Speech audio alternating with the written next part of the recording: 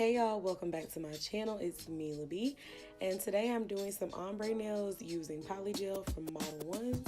I'll put the link to the kit in the description box, but before you do anything else, make sure you hit that subscribe button. I'm trying to get to 1K, y'all, and I will be doing a giveaway, so stay tuned for that. But anyways, guys, I mixed two colors because I only had two colors. I didn't have the exact color that I wanted for my nude, so I mixed a pink and a nude. And then for my tips, I went through and I did all of my tips using nail forms because I really didn't want to use tips. And I created the white tip for my nails.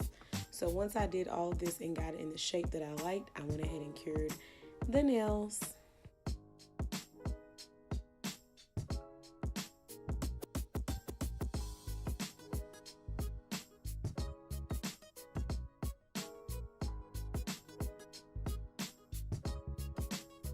So it's been a while since I used forms, and I don't think I applied the first one properly. So I was having a few issues, but I went ahead and cured those nails. And then I came through with a custom color that I mixed up, and I applied this to my cuticles and just worked my way down. Now I'm gonna be honest with you, the last few months I've been into acrylic real heavy, and I think acrylic has finally won me over polygel. And the reason being is because acrylic doesn't take so long, and I'm a very impatient person. So although yes, polygel you have all day to work with and you can get it perfected, I don't have patience.